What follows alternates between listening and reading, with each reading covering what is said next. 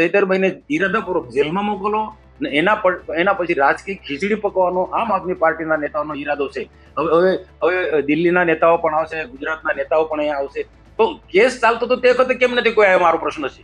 હવે બધા તમે આવશો, કેજરીવાલ પણ આવશે, ગોપાલ ઇટાલિયા પણ આવશે, ઈશુદાન ગઢવી બી આવશે, બધા જ મોટા મોટા વિદ્વાનો આવશે. હવે ચૈતરભાઈના માટે કેસ લડવા માટે દિલ્હીથી 2 વિદ્વાન વકીલો અને ગુજરાતના વિદ્વાન 8 વકીલો.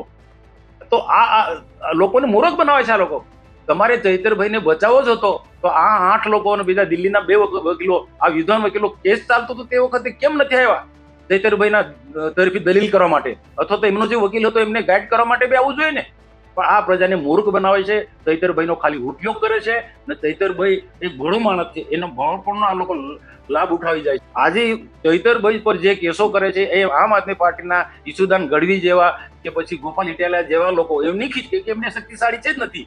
ઈશુદાન ગઢવી કે ગોપાલ ઇટાલિયા એટલા શક્તિશાળી છે જ નથી. તો ચૈતરભાઈ મોરું બની કરીને ગુજરાતની અંદર આમ આદમી પાર્ટીને મજબૂત કરવા તરફ આગળ જઈ રહ્યા છે ને ચૈતરભાઈનો ઉપયોગ કરી રહ્યા છે.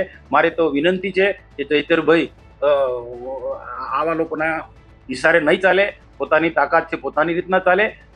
જે મહિલાઓ છે કે બીજા જે પણ નાનું બાળક છે એના માટે હું કોર્ટને પણ અપીલ કરીશ, જેને કહેવાની જરૂર છે ત્યાં, અને સરકારમાં પણ જ્યાં કહેવા જેવો છે ત્યાં હું સરકારમાં હું કહીશ.